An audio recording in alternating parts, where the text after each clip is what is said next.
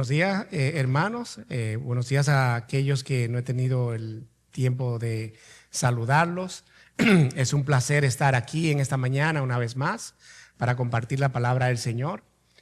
Vamos a abrir nuestras Biblias en el Evangelio de Juan, capítulo 14. Continuamos con nuestra serie. Y en esta mañana hemos estado desde el capítulo 13 en una sección muy particular y muy interesante que Juan expone. Esta mañana vamos a hablar de la tercera parte del capítulo 13 y esta es especial porque el capítulo 13, 14, 15 y 16 y parte del capítulo 17 toma lugar en un solo día, en una sola noche. Y eso es lo que llamamos el discurso o el sermón del aposento alto. Es una sección de capítulos que el apóstol Juan nos está mostrando para darnos luz y mostrarnos el corazón de Jesús a sus 11 que quedan. Quiero dar un poco de contexto antes de entrar para que entiendan por qué Jesús aborda esos temas. En el capítulo 12 vemos que Jesús entra a Jerusalén en una entrada triunfal que llamamos Domingo de Ramos. Él entra no como un rey vencedor buscando a derrocar el gobierno romano, sino que él entra humildemente en un burro. En el capítulo 13, donde entramos en el aposento alto, aquí vemos varias cosas sucediendo. Primeramente, vemos el acto humilde de Jesús y de servirles a sus discípulos de lavarle los pies. Y nosotros vimos específicamente que ese acto era para mostrarle que ellos le pertenecen a él. Y como ellos le pertenecían a él, ellos también tenían que responder en servir a otros como él le estaba sirviendo. Y vimos en el capítulo 13 también que él señaló al traidor en la habitación. Y Juan usa lenguaje específico, que se fue en la noche.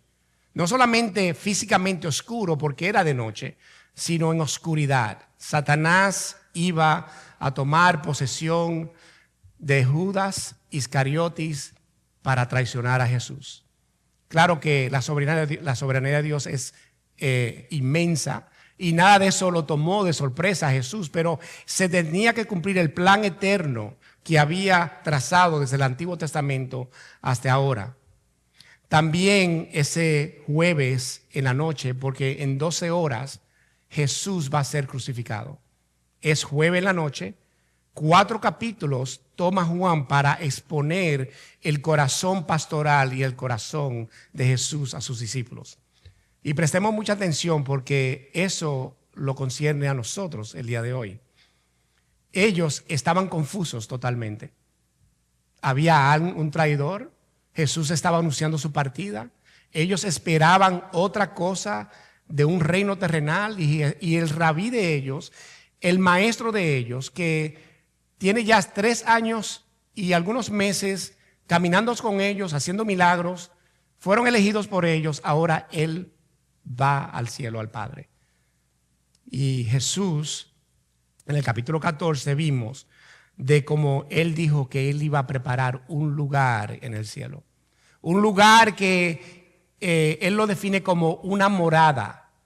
Versiones que ustedes tienen puede decir mansiones, puede decir casas, pero es una morada permanente. Y eso es una promesa gloriosa para nosotros, porque sabemos que Jesús está prometiendo cosas y como sabemos que Jesús es Dios y Él no miente, eso nos da sumamente mucha esperanza. Ese es el mensaje de Jesús a sus discípulos.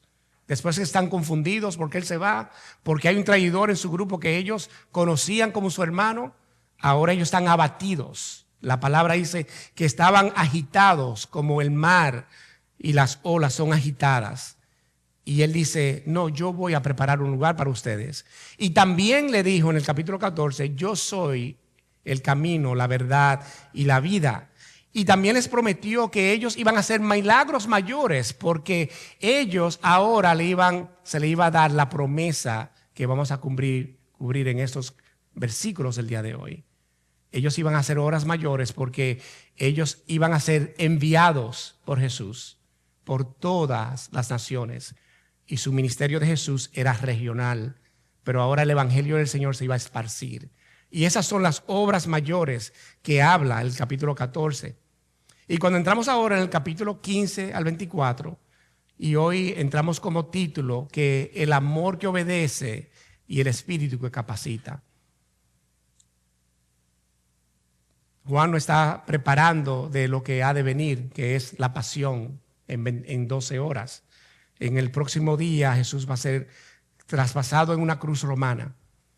Y esta enseñanza que Pablo está estableciendo desde el capítulo 1, pero ahora esta enseñanza es particularmente para los discípulos del capítulo 13 al 16 y parte del 17, él está diciendo a ellos el pensamiento de Dios para cuando Él se vaya, dándole enseñanza, pero también estos versículos del día de hoy nos va a ver cómo nosotros debemos accionar.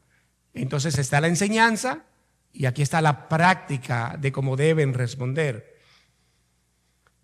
Y lo que Jesús enseña en ese pasaje responde 3 preguntas importantes. La primera es ¿cómo demostramos que nosotros amamos a Jesús? Tengan eso en mente mientras escuchen esta palabra, porque ¿cómo nosotros mostramos que amamos a Jesús? ¿Es por nuestros sentimientos o por nuestras acciones externas? Y la segunda es ¿quién es el Espíritu Santo? El Señor describe el Espíritu Santo con mucho detalle que vamos a ver a continuación. ¿Y qué hace el Espíritu Santo en su vida diaria? Ahora han recibido la palabra del Señor. ¿Qué hace? ¿Cómo capacita? ¿Cómo opera el Espíritu Santo en sus vidas? Porque Jesús está preocupado ahora de que ellos no estén solos, porque Él físicamente no va a estar con ellos. Porque muchos profesan creer en el Señor, pero muchos vivimos como si Él no existiera. Y la tercera pregunta que va a contestar es, ¿cómo puedes estar con Jesús ahora, aunque físicamente no esté contigo? Y ese es el corazón del Señor. Él está preocupado porque nosotros como seres humanos nos preocupamos de lo que vemos y lo que tocamos, pero el Señor nos ha mostrado algo más que eso. Entonces, al terminar estos pasajes, vamos a experimentar el amor verdadero del Señor, porque se demuestra el amor en nosotros a través de nuestra obediencia hacia Él. Vamos a leer ahora Juan 14, versículos 15 al 24. Y dice la palabra de nuestro Señor: si ustedes me aman, obedecerán mis mandamientos. Y yo le pediré al Padre, y Él les dará otro consolador que los acompañe siempre. Y el Espíritu de verdad, a quien el mundo no puede aceptar, porque no lo ve ni lo conoce, pero ustedes sí lo conocen, porque vive con ustedes y estará en ustedes. No los voy a dejar huérfanos, volveré a ustedes. Dentro de poco el mundo ya no me verá más, pero ustedes sí me verán. Y porque yo vivo, también ustedes vivirán. En aquel día ustedes se darán cuenta de que yo estoy en mi Padre, y ustedes en mí, y yo en ustedes. ¿Quién es el que me ama? El que hace suyos mis mandamientos y los obedece. Y al que me ama, mi Padre lo amará, y yo también lo amaré y me manifestaré en él. Judas, no el Iscariote, le dijo: ¿por qué, Señor, estás dispuesto a manifestarte a nosotros y no al mundo? Le contestó Jesús: el que me ama obedecerá mi palabra, y mi Padre lo amará, y haremos nuestra vivienda en él. El que no me ama no obedece mis palabras, pero esas palabras que ustedes oyen no son mías, sino del Padre que me envió. Observemos el contexto inmediato de este pasaje. Jesús acaba de decir ser el único camino al Padre en este mismo capítulo, en el versículo 6. Tomás preguntó cómo podrían llegar allá, y Felipe pidió ver al Padre, y Jesús explicó su unidad perfecta con el Padre, prometiendo que a los creyentes que harían obras aún mayores que ellos. Y los discípulos ahora mismo están procesando toda esa información. Están procesando todas esas cosas porque están totalmente confundidos. Es increíble que una persona pueda caminar con el Dios viviente y estar confundidos, pero eso le da vista a la condición caída del hombre. Que aunque tengamos la palabra espiritual del Señor, el espíritu que vamos a ver ahora es que la tiene que iluminar para que podamos comprender, para que podamos verla tal y como Dios quiere, porque muchas cosas que nosotros leemos en la palabra la vemos de una manera natural y no vemos la espiritualidad, el propósito de Dios en la vida nuestra. Ahora esos discípulos están procesando esta información porque son verdades profundas y radicales que ellos todavía no entienden, pero ellos la entenderán pronto. En 12 horas, cuando su rabí muera físicamente, ellos van a ser perseguidos, van a negar al Señor, van a recordarse de muchas de sus enseñanzas. Como muchos de nosotros nos recordamos cuando nos pasa algo de lo que el Señor dijo, pero no nos recordamos antes de eso. Y el conocimiento de Dios nos da aquí es de cómo nosotros responder y vivir prácticamente a esta revelación de que el Señor es nuestro Padre. Y hermanos, aunque lo que estamos leyendo sucedió hace 2000 años, a los discípulos de Jesús físicamente, a través de su palabra inspirada, nosotros tenemos la misma instrucción el día de hoy. Porque Jesús está hablando directamente al espíritu de Él mismo en el corazón de ustedes. Es a Él mismo que Él está recordando para que nosotros como humanos podamos reaccionar y decir, oh, esto es lo que el Señor ha dicho. Y este texto revela de verdades esenciales para nuestra vida cristiana. Vamos a entrar en el primer punto, que está en los versículos 15, 21, 23 y 24. Noten que salté el 22, lo cubrimos más tarde, porque estos son principios de que Jesús está mostrando el amor, que el amor se demuestra por la obediencia y no como yo me siento. Esa es la condición del corazón. Versículo 15. Miren donde Jesús establece ese principio fundamental. Si ustedes me aman, obedecerán mis mandamientos. Esa declaración es simple en su estructura, pero absolutamente agitadora en su contenido y con implicaciones diarias de nuestras vidas. Porque Él no está diciendo que si me aman sentirán algo profundo en sus corazones. Eso no es lo que está diciendo Jesús. Ni tampoco dice que si me aman tendrán experiencias emocionales intensas y místicas. Y no dice que si me aman asistirían fielmente a la iglesia, que aunque siendo cristianos eso es lo que deberían hacer. Pero Jesús está estableciendo un principio que no son por acciones externas que nosotros amamos al Señor, aunque esa es la manifestación de lo que está sucediendo internamente. Jesús dice, obedecerán mis mandamientos. La palabra sí aquí es importante porque en su griego original es ean, que se traduce en manera gramatical, una condición de tercera clase. Es decir, una condición de posibilidad probable, lo cual significa que Jesús está asumiendo que ellos, sus discípulos y nosotros le aman porque son sus discípulos.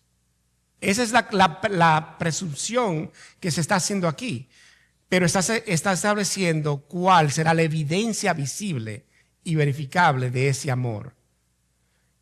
Y la evidencia que Jesús señala no está en las emociones fluctuantes del ser humano, que son pasajeras.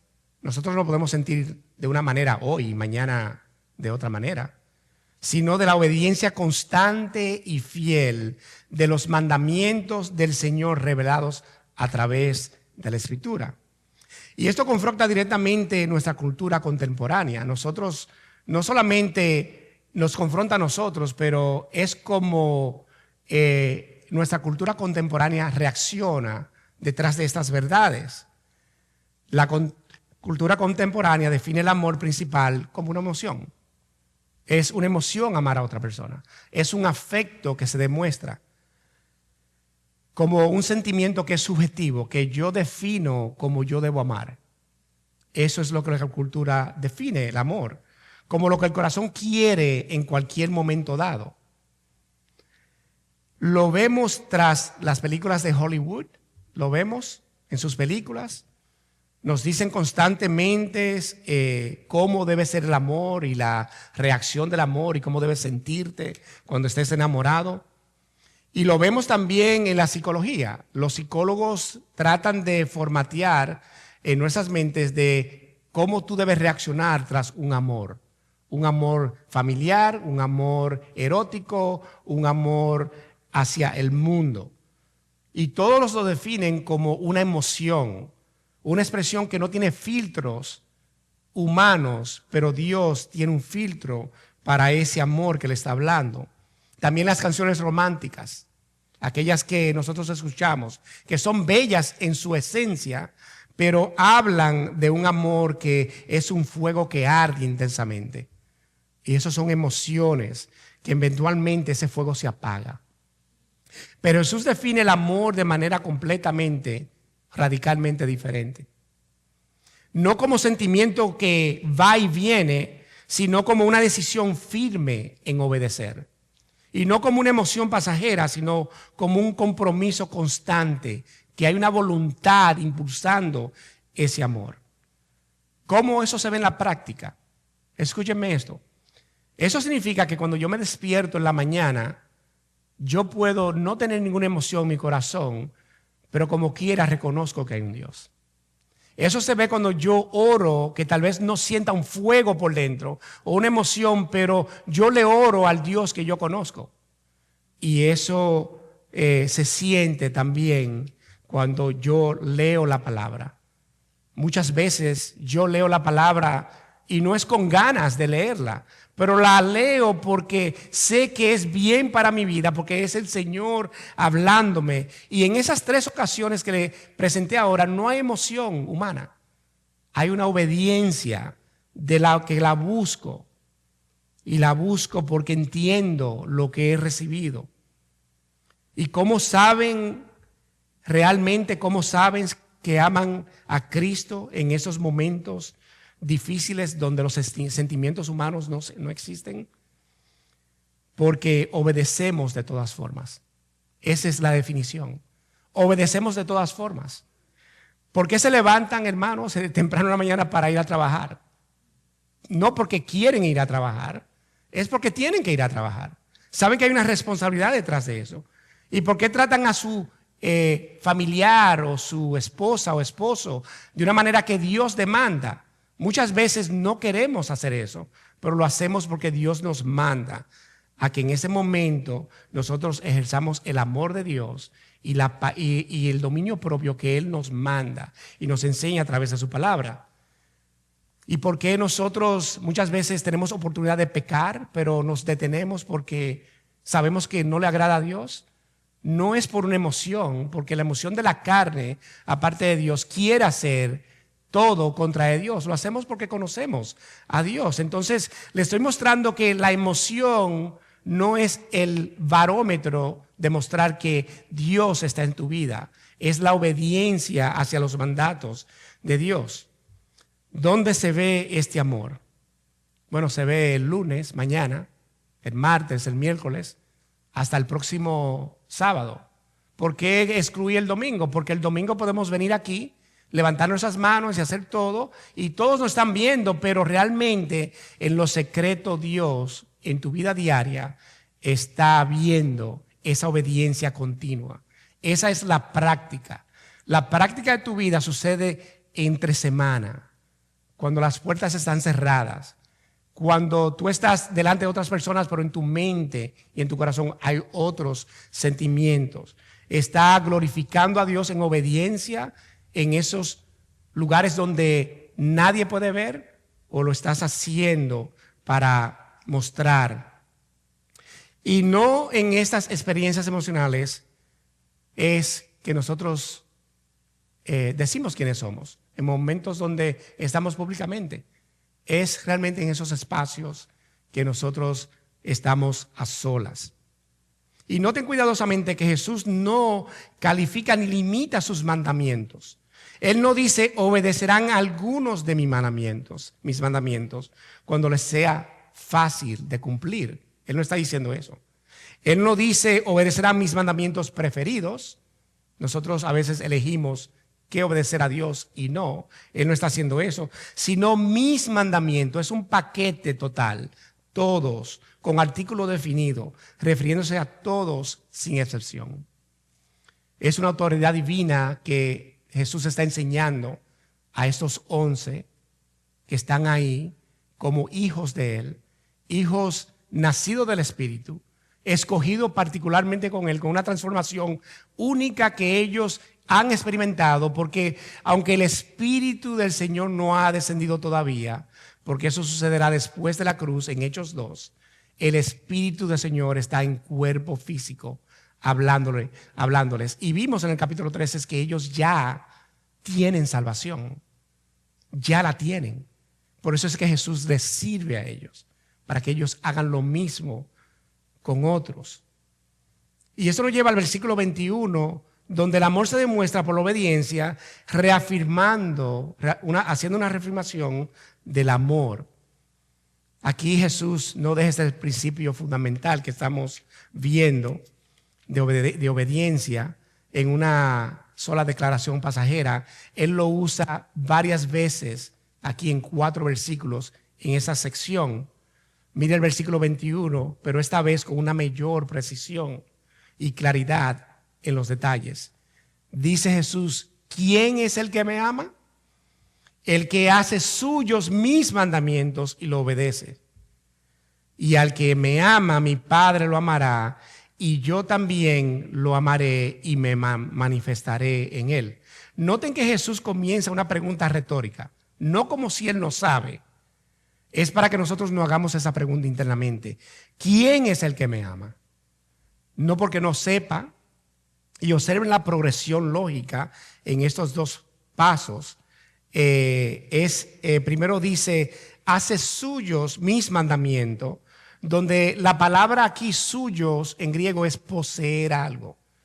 Retiene mis mandamientos, se apropia de mis mandamientos. Es algo personal que hace suyo. Es como nosotros si compráramos una casa, ustedes no van a la mesa de cierre y firman un papel. Ustedes toman las llaves y se apropian y viven en la casa. Esa es la palabra que está usando Jesús aquí para apoderarnos de los mandamientos de Jesús y apropiarnos de ellos para poder vivir prácticamente.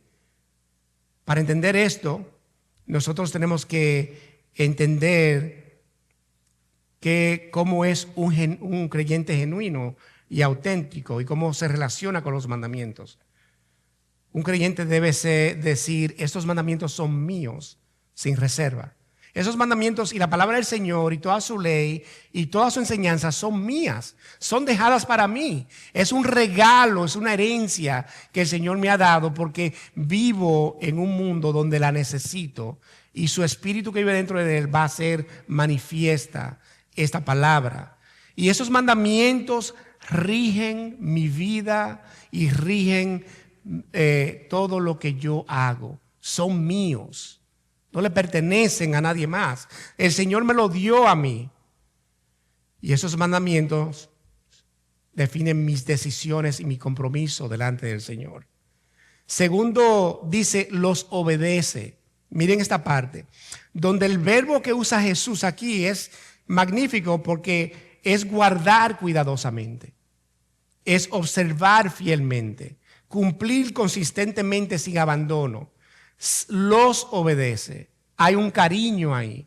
Yo tengo esta palabra, pero yo la atesoro en mi corazón. Hago todas esas cosas para cumplir consistentemente con ellas.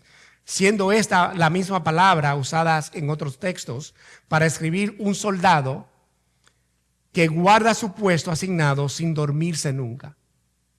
Es fiel al trabajo que está haciendo. O un pastor que vigila constantemente su estación sin descuido, protegiendo a las ovejas de los lobos. Ese es el verbo que usa Jesús aquí.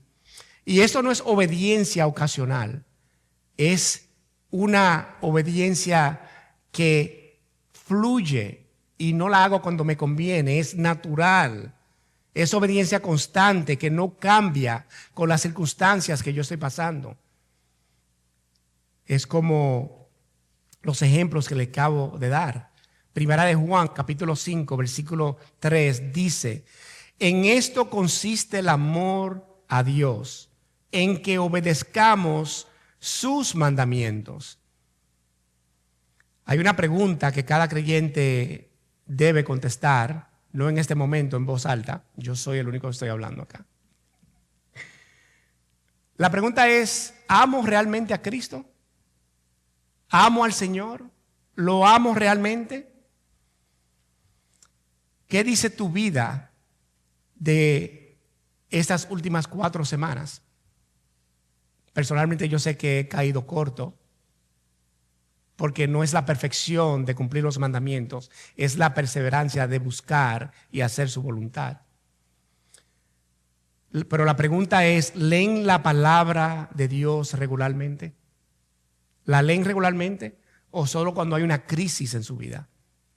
Piensen en esto: cuando fue la última vez que estaban leyendo la Biblia y algo los confrontó que resultó en un cambio de hábito en su vida para agradar al Señor, para cumplir sus mandamientos? ¿Oran de forma consistente cada día o solamente cuando necesitan algo con urgencia? ¿Cómo ven a Dios? ¿Como un mago que lo frotan y sale y resuelve todos sus problemas? ¿O como el Dios que va a vencer en medio de sus problemas porque ustedes confían en Él y cumplen sus mandamientos? ¿Cómo tratan a su familia cuando nadie lo está viendo? A sus hijos, su esposa, su esposo, a los trabajadores donde trabajan, a sus amigos que no conocen el Evangelio. ¿Cómo los tratan?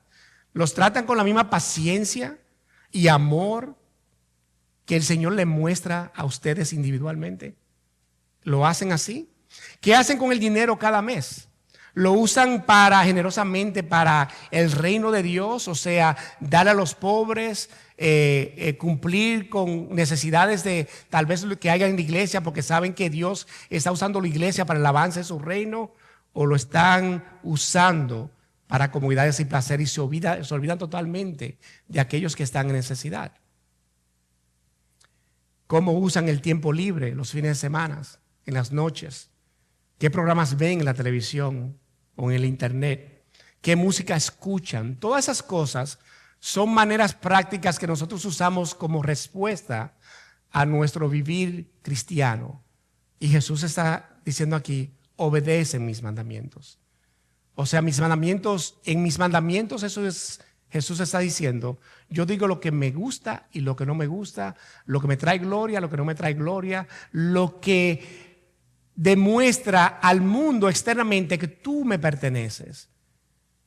Es esa la evidencia de el amor genuino a Cristo: obedecer los mandamientos del Señor. Y no está en lo que hacemos el domingo cuando todos nos están mirando. La prueba del amor, en los versículos 23 y 24, es el amor se demuestra por la obediencia en la prueba del amor. Jesús repite este principio fundamental 2 veces más. Es importante. Cuando el Señor habla una vez, yo lo escucho. Cuando lo dice 2 veces, es importante. Cuando lo dice 4 veces en una sección corta como esta, es algo importante para nosotros. Pero ahora añadiendo un contraste negativo absolutamente importante. Y continúa diciendo en el versículo 23 y 24: el que me ama obedecerá mi palabra, y mi Padre lo amará, y haremos nuestra vivienda en él. El que no me ama, es el contraste, no obedece mis palabras. Pero estas palabras que ustedes oyen no son mías, sino del Padre que me envió. Y eso es importante porque Él está hablando a discípulos que son judíos. Algunos de ellos tenían ligas gentiles, pero todo lo que ellos conocen es el Antiguo Testamento. Ellos conocen los 5 libros de la Biblia, ellos conocen a Dios. Ya ellos van a confesar prontamente de que Él es el Hijo de Dios. Pero ellos están viniendo de un trasfondo donde Dios hizo todos sus milagros y prodigios. Y Él está diciendo aquí, esas no son mis palabras, son las de Dios, para que ellos sepan que Él es Dios también. Y aquí está el contraste marcado sin términos medios. El que ama versus el que no me ama, está diciendo Jesús. Obediencia genuina versus obediencia persistente. Amor verdadero versus profesión vacía y falsa. Él está poniendo los dos comportamientos de nosotros que pueden suceder. Jesús no deja zonas grises en esos pasajes. La palabra es bien clara. No hay términos medios en esta escritura. No puedes quedarte en el medio sin decir que no entiendes lo que estás escuchando. Pero observen la promesa gloriosa que es acompañada el que obedece fielmente. Él dice, mi Padre lo amará y haremos nuestra vivienda en él. Donde la palabra griega es vivienda, es moné, que es exactamente la misma palabra que Jesús usó en el versículo 2 de este capítulo, que son muchas moradas. Eso es una conversación continua un jueves en la noche. No hay recesos. Es una noche llena de amor pastoral y enseñanza. Y es la misma palabra que Él usa para decirle que hay un lugar en el cielo. Y Jesús confiadamente lo está diciendo porque Él vino de allá. Él vino de allá. Y ese lugar en el cielo, como leímos en el sermón pasado, es la preparación de la cruz que Él va a experimentar. Esa es la preparación, porque hasta que Él no muera, hasta que su cuerpo no sea partido y su sangre derramada como está en el propósito de Dios y en el cumplimiento del Hijo para agradar a Dios, hasta ahí no hay un lugar permanente. La cruz es nuestro enfoque, es nuestra aseguranza de que nosotros podemos llegar al Padre, porque Él murió y resucitó. Y Él promete más adelante que también haría lo mismo con nosotros. Allí en el versículo 2 Jesús prometió prepararnos eternamente.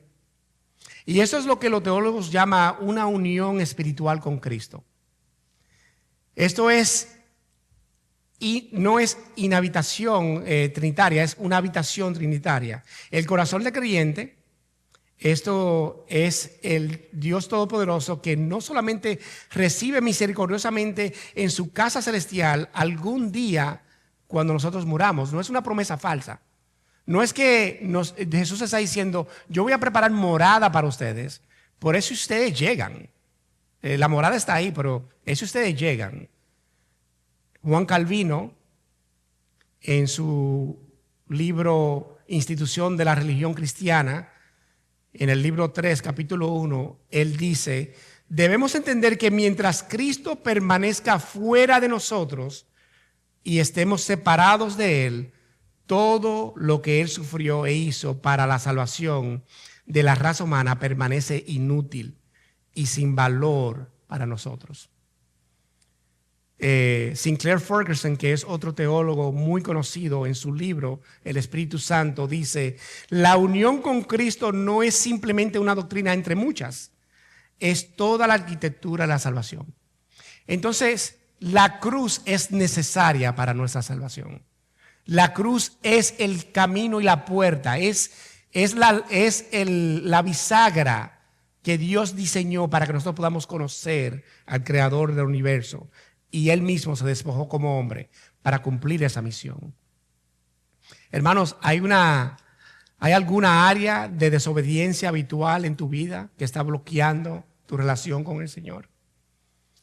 El pastor Paul Washer cuenta en su libro, llamado en inglés The Gospel Power and Message, y en español es El Poder y el Mensaje del Evangelio, donde él profesó ser cristiano. Él servía en la iglesia, él hacía todo como cualquier cristiano debe hacer, pero él vivía en desobediencia, en pecado. Y una vez escuchó Primera de Juan, capítulo 2, versículo 4, que dice, el que afirma lo conozco, pero no obedece sus mandamientos, es un mentiroso y la verdad no está en él. Ese versículo lo transformó. Lo transformó a él y él se arrepintió genuinamente. Porque nosotros podemos reconocer que somos salvos, pero nosotros tal vez nos falta arrepentimiento de muchas cosas, de cómo estamos viviendo, que no cumplen con los mandamientos del Señor. Entonces la pregunta para nosotros es, ¿hay alguna desobediencia en nuestras vidas que demuestre que nosotros estamos profesando una fe falsa? Hermanos, déjenme preguntarles directamente otra pregunta.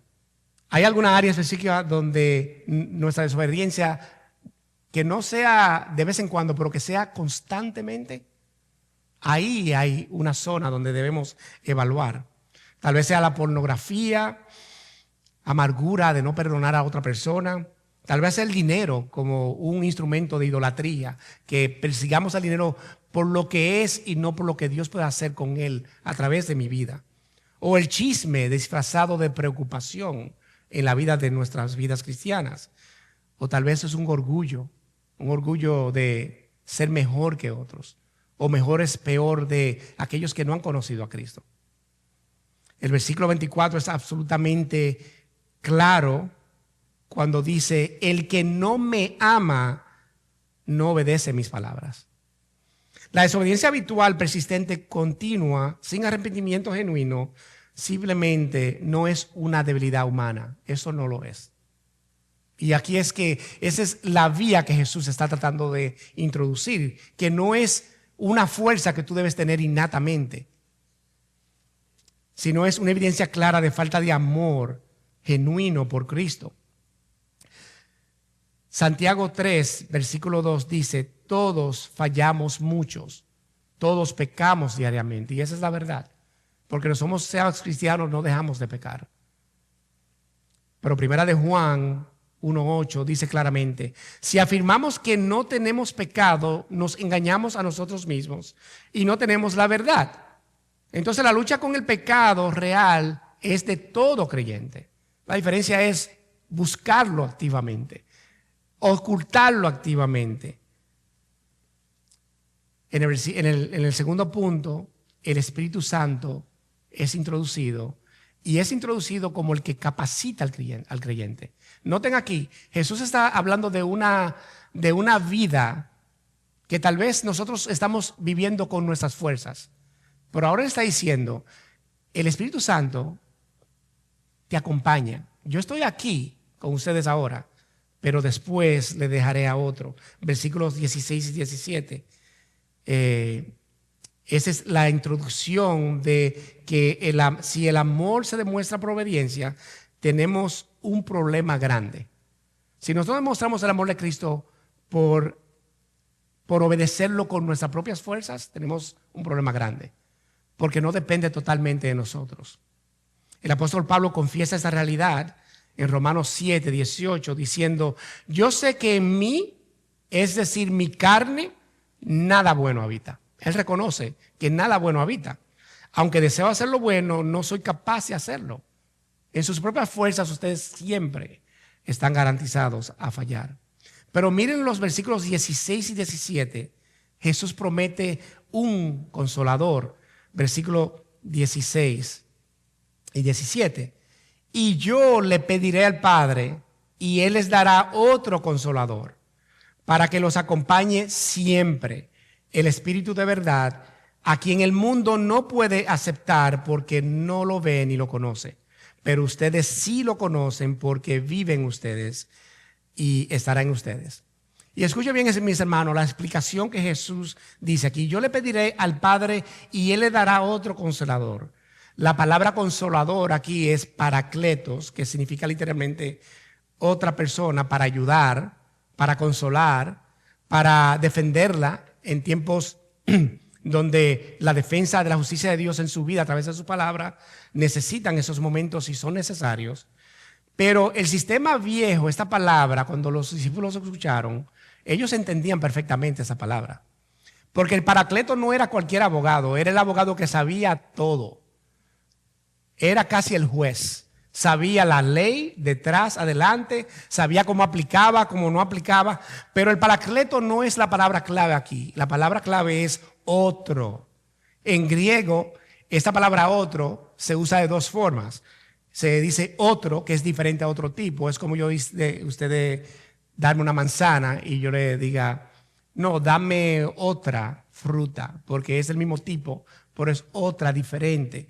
La palabra otro también se traduce ayos, que es otro del mismo tipo.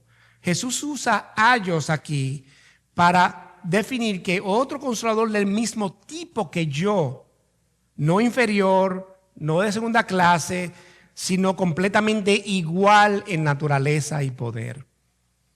Héteros no es la palabra que Jesús usa aquí. Y eso es un alivio para nosotros porque tenemos el mismo Dios con nosotros. Durante 3 años, como había dicho anteriormente, Jesús había caminado consolándolos a ellos, pero ahora Jesús promete a otro. Y Jesús añade la promesa gloriosa para que los acompañe siempre. Esas son las obras mayores que él estaba hablando, siempre. Vemos relatos en el Evangelio que todos los discípulos no estaban juntos, aunque después se reunían y hablaban de lo que sucedió, pero el Espíritu Santo está con cada creyente siempre.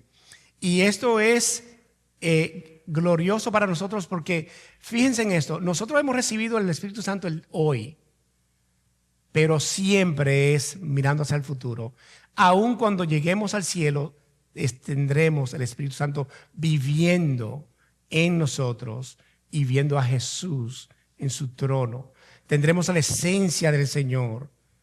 Tendremos la esencia del Señor dentro de nosotros. Si perteneces a Cristo por fe, el Espíritu Santo mora en ti. Esta mañana, cuando ustedes se despertaron, el Espíritu Santo estaba ahí. No se le fue. El próximo año, cuando pasen pruebas, el Espíritu Santo estará ahí. Cuando enfrenten la muerte, el Espíritu Santo estará ahí. Y por toda la eternidad tendrán la presencia de Dios morando en ustedes. No pueden perderlo por ningún pecado tampoco. No pueden gastarlo como si fuera un recurso limitado. Y no pueden abandonarlo porque se canse de ustedes. Dios no hace eso. Pero escuchen bien, aunque el Espíritu nunca abandona, ustedes sí pueden apagarlo. Y ese es el punto que estamos leyendo aquí de la obediencia de nuestro caminar cristiano. Primera de Tesalonicenses 5:19 dicen, no apaguen el Espíritu. Efesios 4:30 dice, no agravien al Espíritu. El versículo 17 ahora demuestra la naturaleza específica del Espíritu. Miren aquí, el Espíritu de verdad. Este es exactamente el mismo Espíritu que inspiró las Sagradas Escrituras que Jesús está hablando, obedezcan mis mandamientos. Segunda de Pedro 1:21 dice, porque la profecía no ha tenido su origen en la voluntad humana, sino que los profetas hablaron de parte de Dios, impulsados por el Espíritu.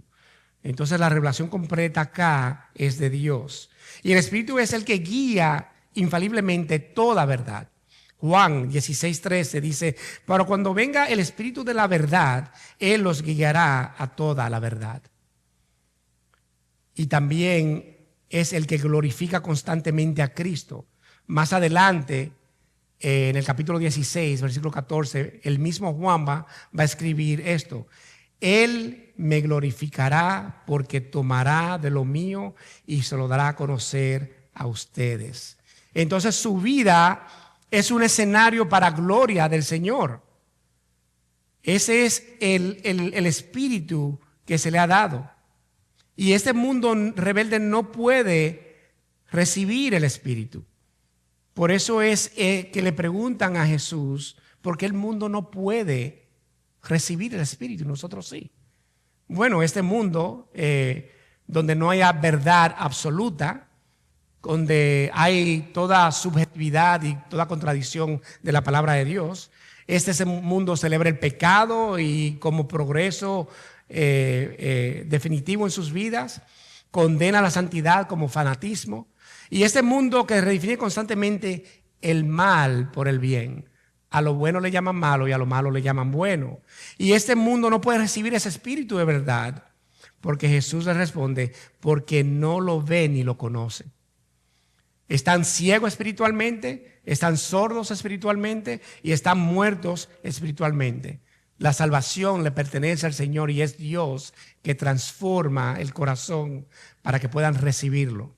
Primera de Corintios 2:14 explica esto con un mayor detalle de esta incapacidad. Dice, el que no tiene el Espíritu no acepta lo que procede del Espíritu de Dios, o sea, de su palabra, pues para él es locura. No puede entenderlo porque hay que discernirlo espiritualmente. Ese discernimiento es el Espíritu que capacita ese discernimiento, o sea, ese entendimiento. Y miren el versículo, la segunda parte del 17, porque viven ustedes. Esa es la razón. Entonces Jesús nos ha capacitado a través de este aposento alto a sus discípulos de que nosotros vamos a recibir esa capacitación de poder entender su palabra. Pablo luego escribiéndole a la iglesia de Roma, en el capítulo 8, versículo 9, dice, sin embargo, ustedes no viven según la carne, o sea, su naturaleza caída, sino según el Espíritu, o sea, el Espíritu del Señor que han recibido. Si es que el Espíritu de Dios vive en ustedes, y si alguno no tiene el Espíritu de Dios, no es de Cristo. Miren el misterio del Espíritu para concluir. Versículo 26. Y aquí hay una urgencia y una pregunta en la práctica. Dice, ¿qué hace exactamente el Espíritu Santo en nuestras vidas día tras día? Dice, pero el Consolador, el Espíritu Santo, a quien el Padre enviará en mi nombre, les enseñará todas las cosas y les hará recordar todo lo que he dicho. Entonces, primeramente, nos enseñará todas las cosas. Él nos guiará a comprender la voluntad de Dios y su palabra. Segundo, nos hará recordar todo lo que Jesús había dicho acá. Para los apóstoles originales, le garantizó la preservación del evangelio. Ellos todos murieron como mártires, pero la fiel obediencia procuró que tengamos esta palabra fiel que ellos experimentaron en el Nuevo Testamento. Y primera de Juan, capítulo 2, versículo 27, dice, en cuanto a ustedes, la unción que de Él recibieron permanece en ustedes y no necesitan que nadie les enseñe. O sea, toda la instrucción de nuestras vidas está aquí. Esa unción es verdadera, no es falsa, y les enseña todas las cosas. Permanezcan en Él tal y como les enseño.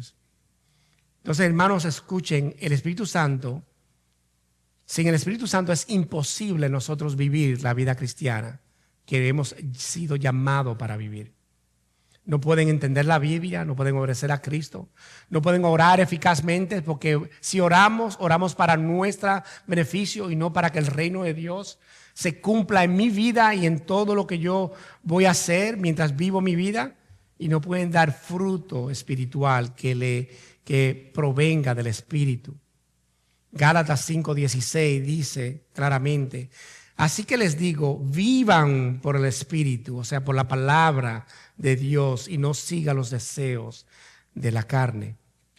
Último punto, versículos 18 y 22, habla de cómo Cristo se manifiesta a los que obedecen. Y esta promesa tiene 3 cumplimientos. Uno es que la resurrección, Cristo va a resucitar 3 días después. Es un cumplimiento. Dice, no lo voy a dejar huérfanos, versículo 18, volveré a ustedes. Volveré a ustedes. Esa palabra huérfanos es sin nada. En Juan 20, Él nos da la promesa de que va a resucitar. Segundo, en el día de Pentecostés, Él promete ese otro consolador que Él está hablando. Y se cumplió. Vimos históricamente que se cumplió. Y tercero, Él promete a través de lo que prometió al principio de este capítulo, el versículo 3, que Él va al Padre a preparar morada y regresará. Entonces Él preparó todo eso para nosotros y podamos. El versículo 19 continúa: dentro de un poco el mundo ya no me verás más, pero ustedes sí me verán, y porque yo vivo, ustedes también vivirán. Hay una promesa acá de que Cristo venció la cruz y resucitó. Hermanos, si Cristo murió y no resucitó, entonces nada de esto tiene sentido. Es la garantía y el sello de que nosotros vamos a ser resucitados igual que Cristo. Entonces, hay una manifestación en el versículo 22 para los obedientes, y esta promesa confunde a Judas. ¿Por qué, Señor, tú estás dispuesto a manifestarte a nosotros y no al mundo? Y ya Jesús lo explicó. No tienen al Espíritu que yo le voy a dar. ¿Recuerdan Juan 12:12, donde hizo la entrada triunfal? Ellos todavía tienen en su corazón ese reino terrenal, pero Jesús está diciendo: este reino que yo vine a establecer, lo vine a hacer en los corazones de mi pueblo que me pertenece. Entonces, si tú estás buscando ese Jesús de Juan 12:12, yo te invito a que comprendas al Jesús que realmente se expone en la Biblia, que es que vino a transformar tu vida y te llamó cuando tú no podías llegar a Dios, y Él te llamó para que ahora tú vivas para Él y Él pueda mostrar su gloria a través de tu vida. Vamos a orar. Maravilloso Señor, gracias por tu palabra. Gracias, Padre, porque a través de ella tú nos has mostrado que tú has hecho una obra en nuestras vidas, y no es en sí, Padre, lo que nosotros demostremos externamente, es porque la obra que tú has hecho se vive y se refleja externamente. Que no seamos, Padre, como aquellos, Padre, que demuestren externamente una cosa, pero por dentro no lo son y se llaman tuyos. Porque tu verdadero discípulo, Padre, tu verdadero creyente es transformado, Padre, y quiere obedecerte. Pero sabremos, Padre, que el hecho de lo que tú has hecho y a la práctica, eso es un estrago. Por eso te pido, Padre, para nuestras vidas, para que tu reino descienda en nuestros corazones y que tu voluntad se cumpla en nuestras vidas y no la nuestra, porque nuestra voluntad siempre no es agradable y perfecta, y la tuya es. Transfórmanos, Padres, vivifícanos, y ya tú nos has capacitado de una manera excelente, perfecta, a través de tu Espíritu, que ahora vamos, Padre, envíanos a las naciones para proclamar esa verdad que salva y que redime. Todo esto te lo pedimos en el nombre de Jesús. Amén.